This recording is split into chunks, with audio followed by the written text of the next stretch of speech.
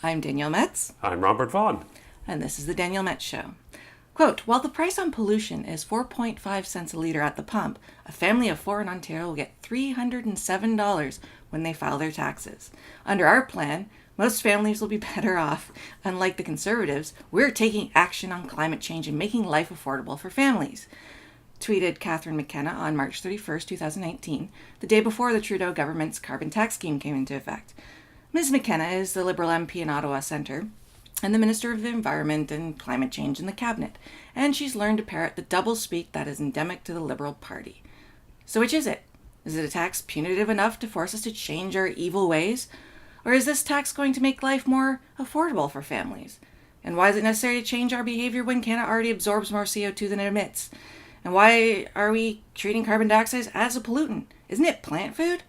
Isn't it essential to life? And isn't there an overall downward trend in CO2 over the history of the planet?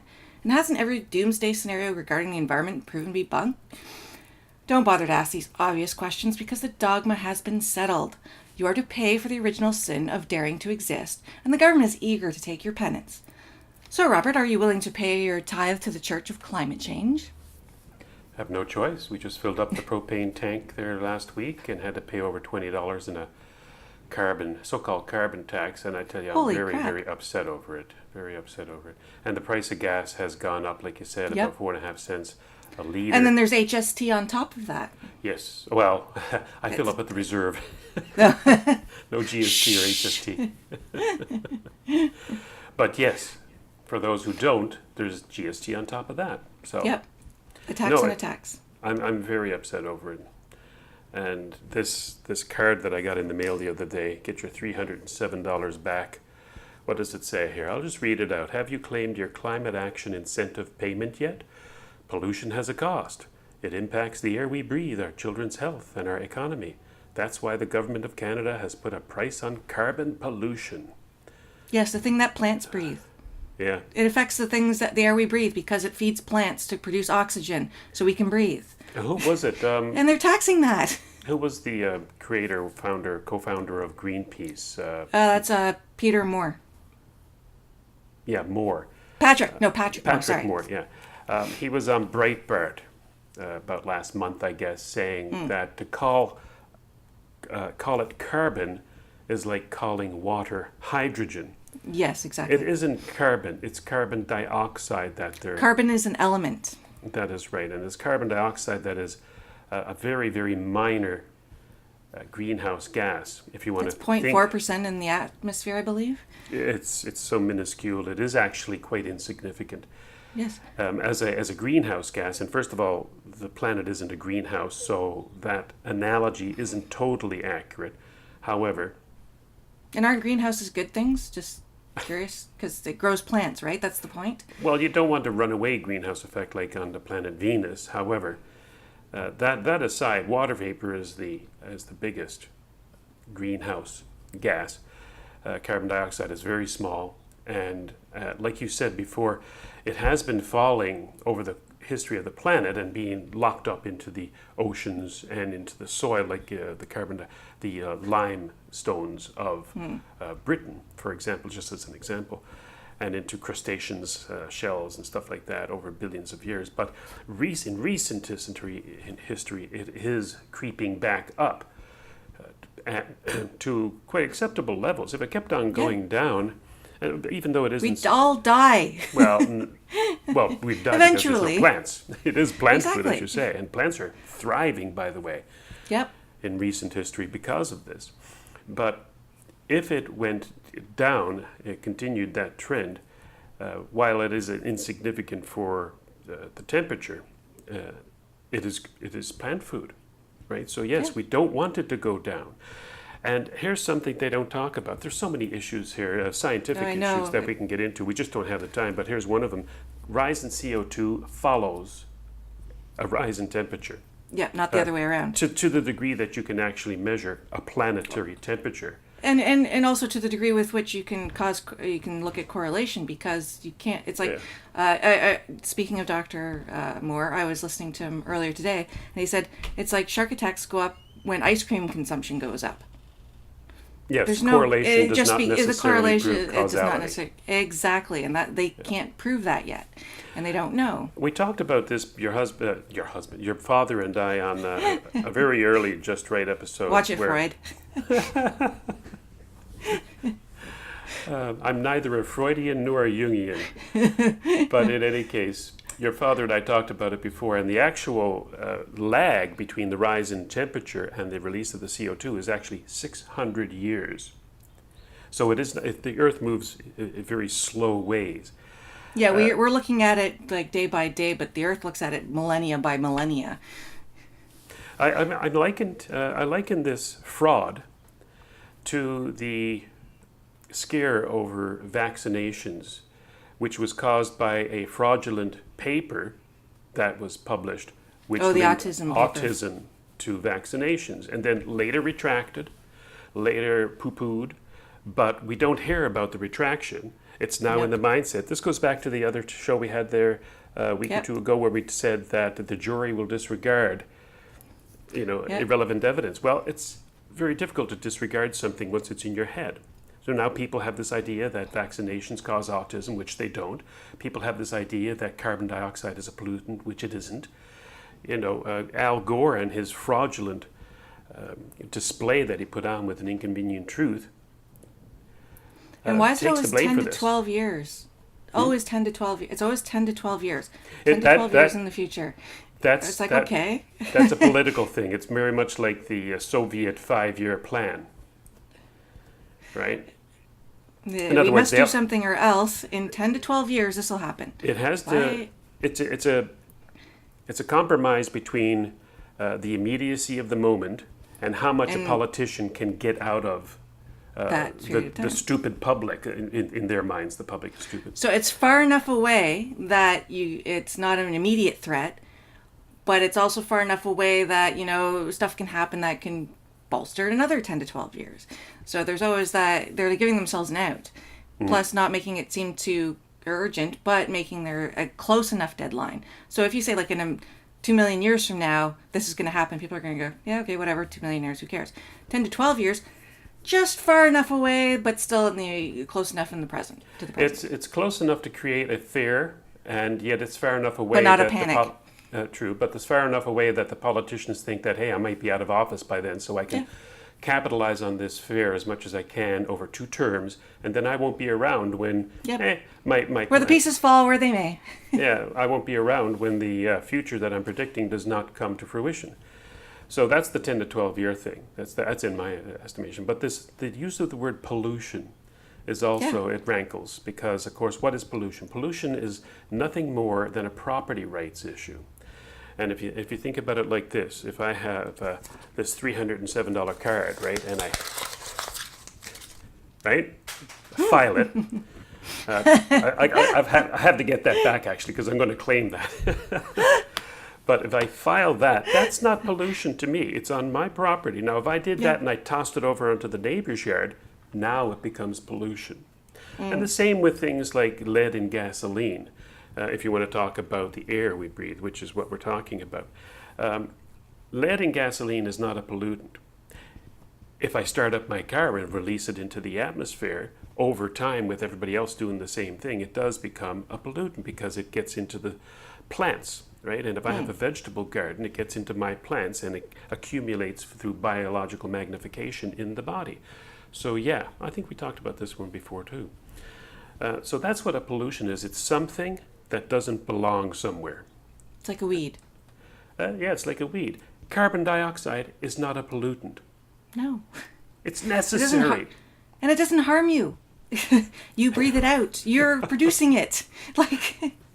It's not like lead and gas. It's not like sulfuric acid in the rain. It's not like any of that. It doesn't harm you. You produce it. Every living thing on this planet produces it if they're decomposing. If you die, you produce carbon dioxide. Every animal, yes. Every animal, every bird, every fish, and every plant consumes it. It is part of the circle of life, and it is so necessary. But tax all the things. And this is the best way to tax all the things.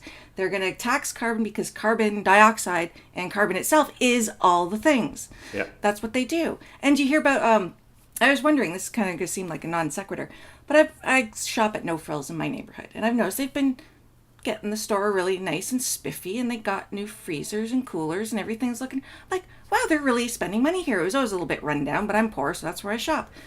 Oh, the Liberal government gave $12 million to Loblaws, which owns No Frills, in order to upgrade all its refrigeration system in order to be compliant to the new environmental standards.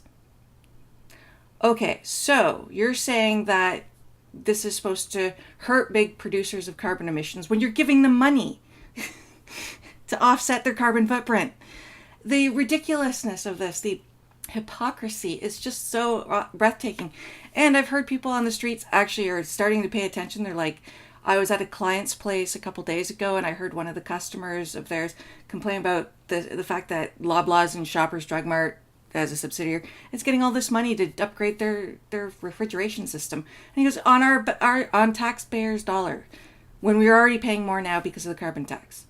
Yep. So it's not a wash. It's always going to be the lower middle class, and the middle class are going to be bear the burden of these kind of measures. It's ridiculous. This is one of the biggest frauds ever perpetrated onto the public that many people have ever seen. And of course, if you go back to the United Nations the panel on climate change, one of the lead authors of that has come out and said that this is not about the planet. This is not about the environment. This was specifically designed as a system to redistribute wealth. Yep. That's what she said. She actually came out and said that. So, I mean, the mask is off the villain. The man has come out from behind the curtain. Yeah. It's Marxism. That's all this is about. Wealth redistribution. And control of the populace. Yes, and because you feel guilty now for existing, to make people, like Alexandria Ocasio-Cortez says, she says, I don't know if it's right for people to have children anymore, given the impact on the environment. If she doesn't want to have kids, I'm all for it. The one thing I agree with her on, she should not be having children. But the fact that they make you feel guilty for existing, for enjoying your life, while again it comes under the rules for thee but not for me, while they jet set around to all these climate change conferences where they pass resolutions that solve nothing, do nothing, but they get to hobnob with the people that they like. They get to get on their private boats and their private jets, and they dump more CO2 in the atmosphere. I don't begrudge them that. I begrudge them telling me not to do the same. Oh, of course, like the CO2 is irrelevant. And for Cortez and for the Al Gores out there who say that we should abandon the fossil fuel society that we have, to do so, of course, is pure folly. It would cause the deaths of billions of people. We live in a fossil fuel environment. They don't care about us. They don't care about people. They think we are the virus. We are the pollutant. Yep. We are the thing that are scourge upon planet Earth. And that's the death cult that you've always referred to on the left. We are the evil in the world. This is our original sin for having existed, is that we produce CO2, therefore we have to pay for it, and they are going to make us pay, and we have to take it because we are guilty. We are in the middle of what's called an interglacial period in an ice age. We are in an ice age. Yeah. You don't hear that. No. The normal characteristic of the Earth is no ice at the poles. No. They don't know their history. Again, people don't learn from history. They just don't. They don't care because it doesn't fit. I think there's a deep psychological need to have a certain crisis. I think we live in too prosperous a time. There's not enough crisis in the world that affects us personally. So they feel the need to invent one so that we have something to react to, so we can feel better about ourselves. That's a fundamental characteristic of politics and the press, and the two are feeding off of this. Yeah, they need it. It sells papers. If it bleeds, it leads. And also, if is fearful, it elects. So you've got the two things going hand in hand. And I just think that they've tapped into a deep psychological need in the human condition to have something to fight against. And since there's nothing really physical or real to fight against, we just make boogeymen up. And it makes us feel better because if I recycle today, I can say I've done my part. Or if I didn't go to the store, I walked, or I took a bike, or I did that, I can feel better about myself. And it just, I don't know where it's going to end. That's the part I don't get, is because this has been going on, since the 70s they said we're going into an ice age. Yep, I remember that. Yeah, well, I seen the news clippings. I was a little young at the time. And then into the 90s is when they started doing the climate change, going for global warming.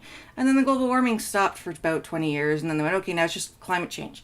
So if it gets warm, we can blame it by climate change. If it gets cold, we can still do the same thing. Doesn't matter, either or. It's your fault, and you've got to pay for it.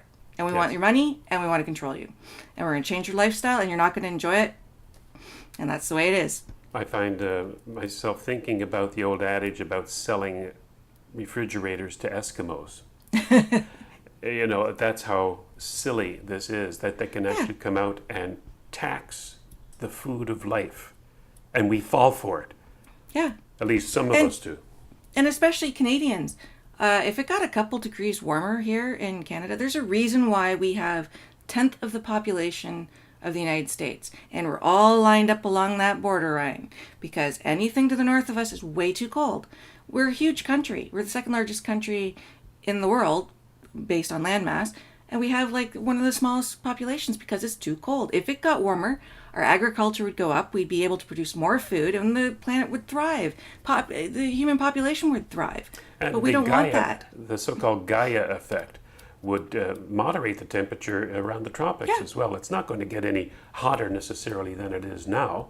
Just because it gets hotter here in Canada doesn't mean that it's going to get hot in Peru. The hubris of mankind to think that we have that great of an effect on the planet, which has been regulating itself for billions of years. It's not like we're not even a speck of dust in its eye. And the fact that we think that we have that much control over it. And the other part I have a problem with is a lot of right-wing commentators that I admire are playing the agnostic on this issue. Maybe mankind is doing it, maybe, but blah, blah, blah. No, come down on one side and acknowledge that carbon dioxide is good for the planet.